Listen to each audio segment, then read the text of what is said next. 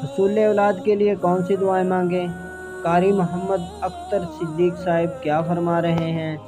تو چلتے ہیں قاری محمد اختر صدیق صاحب حفظ اللہ تعالیٰ کے پاس، وہ ہمیں بتائیں۔ السلام علیکم ورحمۃ اللہ وبرکاتہ۔ الحمدللہ رب العالمین والعاقبۃ للمتقین والصلاۃ والسلام علی اشرف الانبیاء والمرسلین نبینا و رسولنا و حبیبنا و امامنا محمد وعلی آلہ و صحبہ اجمعین، اما بعد۔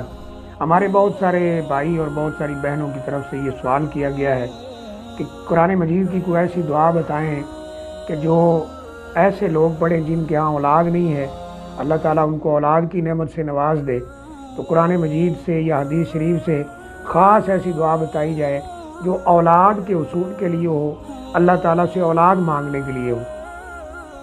دیکھیے، اس میں پہلی بات تو یہ ذہن میں رکھنی چاہیے کہ اللہ تعالیٰ کے ہر کام کے اندر حکمت ہے، ہر فیصلے کے اندر حکمت ہے۔ وہ جو بہتر سمجھتا ہے وہ کرتا ہے، اور اس نے یہ بھی اعلان کر رکھا ہے وہ جس کو چاہتا ہے لڑکے دیتا ہے، جس کو چاہتا ہے لڑکیاں دیتا ہے، جس کو چاہتا ہے ملا کے دیتا ہے، جس کو چاہتا ہے نہیں دیتا ہے، عقیم کر دیتا ہے، یعنی بانجھ بنا دیتا ہے، یہ اس کی مرضی ہے۔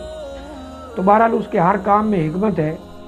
اللہ تعالیٰ نے بعض انبیاء کو بھی وہ ساری زندگی اللہ تعالیٰ سے اولاد کے حصول کے لیے دعائیں کرتے رہے، اولاد کے لیے دعائیں کرتے رہے، تو بڑھاپے میں جا کر عطا کی، جیسا کہ سیدنا ابراہیم علیہ الصلوۃ والسلام ہیں، اللہ کے خلیل ہیں، خلیل اللہ ہیں، اس طرح حضرت زکریا علیہ الصلوۃ والسلام ہیں۔ تو بہرحال جو سوال کیا گیا ہے اس کا مختصر سا جواب یہ ہے کہ قرآن مجید کے اندر بہرحال ایسی کچھ دعائیں موجود ہیں جو اللہ تعالیٰ سے اولاد مانگنے کے لیے ہیں۔ اگر ان کو پورے یقین کے ساتھ، ایمان کے ساتھ مسلسل اللہ تعالیٰ سے کیا جاتا رہے تو انشاءاللہ اللہ تعالیٰ اولاد کی نعمت سے نوازتے ہیں۔ اس میں ایک دعا سیدنا زکریا علیہ الصلوۃ والسلام کی ہے کہ وہ ساری زندگی اللہ تعالیٰ سے دعا مانگتے رہے اولاد کے حصول کے لیے۔ یہ دعا جو ہے سورہ انبیاء کے اندر موجود ہے۔ سورہ انبیاء میں 89 نمبر جو آیت کریمہ ہے اس میں ہے کہ سیدنا زکریا علیہ الصلوۃ والسلام نے اللہ تعالیٰ سے یہ عرض کیا تھا کہ رب لا تذرنی فردا وانت خیر الوارثین، اے میرے رب تو مجھے یعنی ایسے نہ چھوڑ کہ میرا کوئی پیچھے وارث ہی نہ ہو، اگرچہ تو سب سے بہتر وارث ہے، لیکن مجھے ایسا بیٹا عطا فرما جو میرے علم کا وارث بنے، میری نبوت کا وارث بنے، میری میراث علمی کا وارث بنے، اور وہ میری طرح اللہ تیرا نبی ہو اور وہ امت کو سمجھائے، بتائے، دین سکھائے۔ تو اللہ تعالیٰ نے ان کی دعا کو قبول فرمایا۔ اس دعا سے پہلے اللہ فرماتے ہیں وَزَكَرِيَّا إِذْ نَادَىٰ رَبَّهُ، زکریا علیہ الصلوۃ والسلام نے اپنے رب کو پکارا، کیا فرمایا؟ رب لا تذرنی فردا وانت خیر الوارثین، اے اللہ تو مجھے بیٹا عطا فرما، مجھے اس طرح بغیر وارث کے نہ چھوڑ، اور تو بہترین وارث تو ہی ہے۔ تو اللہ تعالیٰ نے ان کو بڑھاپے میں بیٹا عطا فرمایا۔ جب بیٹے کی خوشخبری دی گئی تو جو ساری زندگی مانگتے رہے لیکن بوڑھے ہو گئے تھے، تو تعجب سے کہا کہ میری بیوی جو ہے وہ بھی اب تو اس عمر کو پہنچ چکی ہے کہ بیٹا پیدا نہیں ہوگا، وامراتی آخرہ، وہ تو اب ایسی عمر میں چلی گئی جس میں عورتیں بانجھ ہو جاتی ہیں، واشتعل الراس شیبہ، اور میرا سر بھی وہ سفید ہو چکا ہے، میں بھی بوڑھا ہو چکا ہوں۔ لیکن اللہ تعالیٰ نے فرمایا کہ یہ میرے لیے کوئی مشکل نہیں ہے، یہ آسان ہے۔ اللہ تعالیٰ نے بیٹا بھی عطا فرمایا، اس کا نام بھی رکھا، بچپن سے ہی نبی ہونے کی خوشخبری سنا دی۔ یحییٰ علیہ الصلوۃ والسلام اللہ تعالیٰ نے ان کو عطا فرمائے۔ اسی طرح ایک اور دعا قرآن مجید میں ملتی ہے، سورہ فرقان کے اندر 74 نمبر آیت کریمہ ہے کہ یہ دعا جو ہے اللہ سے اولاد لینے کے لیے بھی مانگی جا سکتی ہے، اللہ تعالیٰ سے جو اپنا ہم سفر، شریک سفر یعنی بیوی، اس کے لیے بھی مانگی جا سکتی ہے، اور بیوی بچوں کی اصلاح کے لیے بھی مانگی جا سکتی ہے۔ اگر وہ یعنی کوئی کہنا نہیں مان رہے یا ان کے اندر اصلاح کا پہلو غالب نہیں ہے تو یہ دعا مانگی جا سکتی ہے۔ وہ دعا کیا ہے؟ سورہ فرقان کی یہ آخری آیات ہیں، ان میں یہ دعا موجود ہے रब्बना हब लना मिन अज़वाजिना व ज़ुर्रियातिना कुर्रत आयुनिन वजअलना लिलमुत्तकीना इमामा। ऐ अल्लाह, हमें हमारी बीवियों के ज़रिए, हमारी औलाद के ज़रिए आँखों की ठंडक नसीब फरमा, और ऐ अल्लाह हमें मुत्तकीन का इमाम बना दे। तो ये दुआ भी कुरान मजीद के अंदर मौजूद है। इसी तरह एक दुआ सैयदना मूसा अलैहिस्सलातु वस्सलाम की मौजूद है सूरह कसस के अंदर 24 नंबर आयत में अल्लाह ताला ने इसका जिक्र फरमाया है।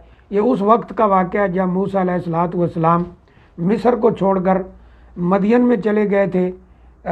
जब उनको एक आदमी ने आके बताया कि फ़िरौन और उसके दरबारी मशीर और उसके हवारी वो आपको कत्ल करने का प्रोग्राम बना चुके हैं, तो आप वहाँ से चले गए, मदियन गए, वहाँ शुएब अलैहिस्सलातु वस्सलाम से मुलाकात हुई। बाद ने कहा वो अल्लाह के कोई नेक बंदे थे, बाद ने कहा शुएब अलैहिस्सलातु वस्सलाम है, किसी ने कहा वो नबी थे, किसी ने कहा नेक बंदे हैं। मुफस्सरीन के मुख्तलिफ अकवाल मौजूद हैं।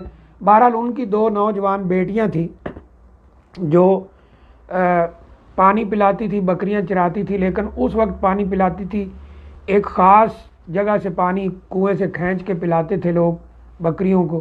कई लोग मिल के वो डोल निकालते थे, तो जब सारा पानी पीकर बकरियां जानवर गंदा करके चले जाते थे तो ये पिलाती थी।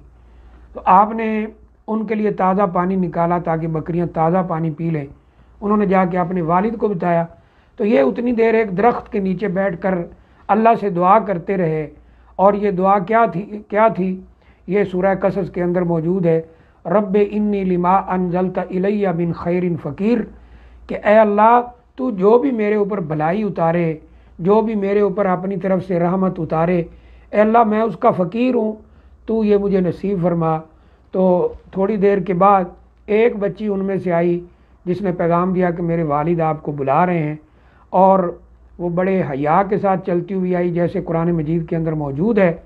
आप उसके साथ आगे आगे चलते हुए घर गए, वो पीछे से एक कंकर फेंक के घर का रास्ता बताती जाती थी। इतनी बाहया माशाल्लाह वो बच्चियां थी। और मूसा अलैहिस्सलातु वस्सलाम भी इंतहाई बाहया थे और इंतहाई ताकतवर भी थे, जैसा कि एक डोल अकेले ही आपने निकाला। तो जब वहाँ पहुँचे, बातचीत हुई, तो उन्होंने अपनी बेटी का रिश्ता पेश कर दिया इस शर्त पर कि आप मेरे पास रहेंगे, मेरी बकरियां वगैरह का ख्याल करेंगे। तो अल्लाह ताला ने उनको घर भी दिया, रहने के लिए जगह भी दी, खौफ से अमन भी दिया।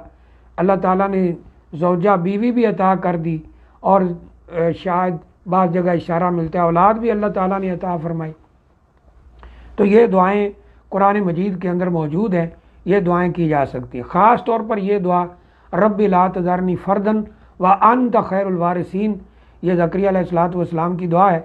इसके बारे में मौजूदा उलमा जो हैं यहाँ अरब उलमा, उनमें से बाज़ ये भी कहते हैं कि अगर ये कसरत के साथ नमाज के सजदे में, फ़राइज़ के सजदों में, सुनन पढ़ रहे हैं, सुनते उनके सजदे में, रवातिब पढ़ रहे हैं, नवाफिल पढ़ रहे हैं, उनके सजदों में ज़्यादा से ज़्यादा मांगी जाए तो अल्लाह ताला इंशाअल्लाह ये दुआ कबूल फरमाएंगे। और जिसके पास औलाद नहीं है, अल्लाह ताला उसे औलाद की नेमत से नवाजेंगे। इब्राहीम अलैहिस्सलातु वस्सलाम को भी अल्लाह ने बुढ़ापे में औलाद दी है। इसलिए यह नहीं होना चाहिए कि कुछ थोड़ी देर दुआ करके ये कहें कि अल्लाह मेरी तो सुनता ही नहीं, मैंने बहुत दुआ की है। हदीस में भी है कि ऐसे लफ्ज़ ना बोलो, बल्कि यकीन के साथ मुसलसल अल्लाह ताला से दुआ करते रहो। इंशाअल्लाह अल्लाह ताला औलाद अता फरमाता है।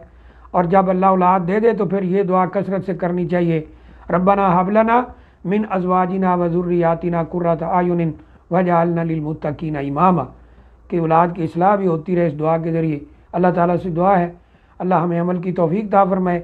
ये दुआ, इसके साथ और भी दुआएं हम अपनी ज़ुबान में, उर्दू में, पंजाबी में और जो ज़ुबानें हैं उनमें मांग सकते हैं। और नवाफिल के अंदर बाज़ उलमा ये इजाज़त देते हैं कि किसी और ज़ुबान में भी दुआ सजदा वगैरह में की जा सकती है। तो अल्लाह से दुआ है कि जिन लोगों के पास औलाद नहीं है, अल्लाह ताला उनको औलाद नसीब फरमाए, उनकी आंखों की ठंडक बनाए। और जिनके पास औलाद मौजूद है, अल्लाह ताला उसको नेक बनाए, माँ बाप के लिए ज़रिया निजात बनाए। अस्सलामु अलैकुम वरहमतुल्लाहि वबरकातुहू।